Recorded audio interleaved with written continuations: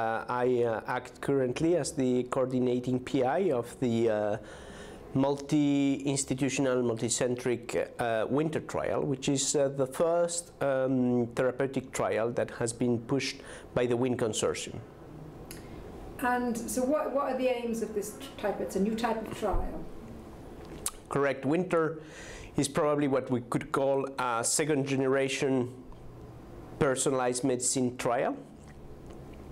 In basis, the aim of WINTHER is try to provide a biology-oriented therapy to the vast majority of patients that are enrolled in the trial.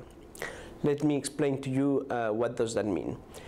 Standard of care is usually a biopsy and pathological analysis, and then therapy that is based on the pathology and the organ where the tumor sits. First generation personalized medicine trials are trials that will either offer an on-purpose biopsy of the tumor or analyze archived material. And what they analyze in their vast majority are structural DNA changes, meaning mutations or translocations, amplifications, deletions. When you put together all these structural DNA changes, they are present in only 30 to 40% of patients, meaning that when you offer a first generation personalized medicine trial, you sell the dream of precision medicine to the patient, and you fail the dream in 60% of the cases. So WINTHER aims at tackling that problem and trying to have a vast majority of patients being biology oriented, and to do so, it integrates on top of the on-purpose tumor biopsy, which is usually a biopsy of a metastatic site, a biopsy of the matched normal tissue.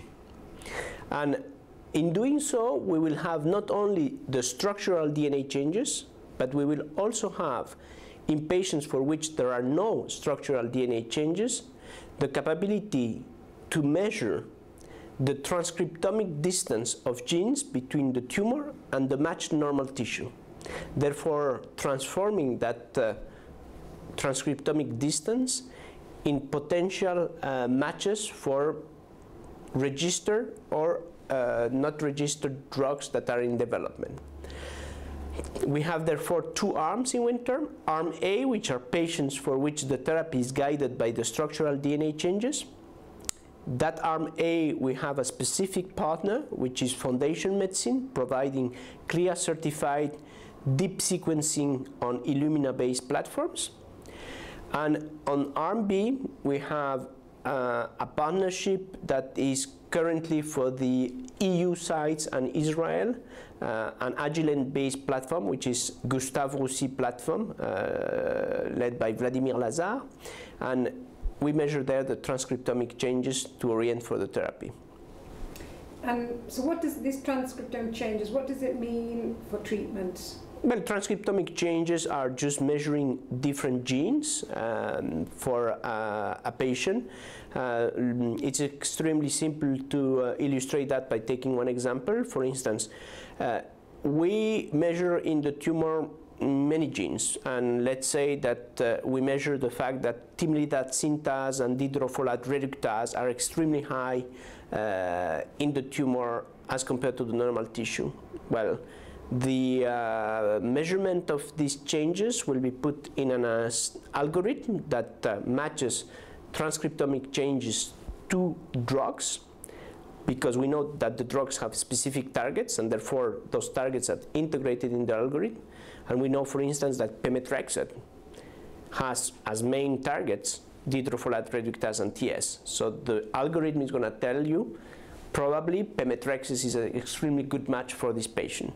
Another example, you might measure in the tumor extremely high levels of VEGF, vascular endothelial growth factor, which is the target of bevacizumab. The algorithm is going to tell you maybe bevacizumab. So this is a research algorithm that can only be used in the setting of a prospective clinical trial, but we are orienting therapy in a little more than half of the patients through the use of these transcriptomic measurements and the use of the algorithm.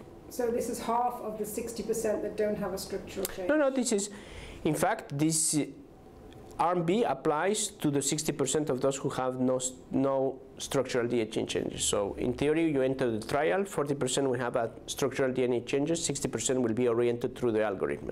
But the reality is not 100% of the patients that get in WINTHER will have a biology-oriented therapy, because to do so, you need to succeed very high yields of tumor cells in the tumor biopsy and in the normal matched biopsy. And we are going to have probably 10 to 20% of patients who will fail the biopsy because we're going to have tumor cells that are at too low threshold to make the call. And at this time, this 10 to 20% will just get standard chemotherapy? Those ones are considered as screen failures for the trial, so they are not in the trial. And the funding for this trial? Okay, so let me clarify first the partners for the trial, and then we're going to go on the funding. So there are, in theory, 6 academic clinical settings where the trial is going to be implemented. Right now, it's active and recruiting in Gustave Roussy in Paris, France, the Sheba Hospital in Israel, and we believe the third site that will be activated pretty soon, because it has all the regulatory approvals, is Vall d'Hebron Institute of Oncology in Barcelona. And then we have 3 other sites that are in North America that have yet to be activated: MD Anderson Cancer Center, University of California, San Diego, and Segal Center in Canada. These 6 academic sites are partnered with technology providers. So Foundation Medicine is the provider for deep sequencing and next generation sequencing for structural DNA changes. And as I say, we have the Agilent platform at Gustave Roussy for the transcriptomic changes. For the US and Canada sites, we need a platform that can measure these transcriptomic changes in a CLIA certified environment in North America, which we are currently defining at this time point. Then when it comes to the financing, as you know, this is initiative that is pushed by the WIN Consortium. Most of the funding at this time point is coming from a FP7 EU grant that has been obtained. On top of that significant amount of funding, which is the principal cornerstone of funding of this trial, we have obtained a research grant from some pharma companies, namely Pfizer and Novartis, and hopefully pretty soon from Eli Lilly, and the Breast Cancer Foundation also, which is, as you know, a non-pharma initiative, is supporting this trial. So at which stage are you in the trial? Are you already analyzing patients? The trial aims at recruiting 200 patients. It has been open for recruitment in April 2013, and as of July the 2nd, 2013, 35 patients consented to participate in the trial. It means that we are putting 2 to 3 patients per week in the trial. And which types of tumors? Well, as you can imagine, having a matched normal tissue allows only certain tumors to be enrolled, but at this time point we have enrolled lung cancer, breast cancer, kidney cancer, some rhabdomyosarcomas, and head and neck squamous cell carcinomas. There are tumor types for which it will be impossible for us to enroll them, like ovarian cancer. We're not going to go to biopsy the normal ovary because that's very challenging technically and ethically, but you know, it's an initiative that is not restricted to a single tumor type.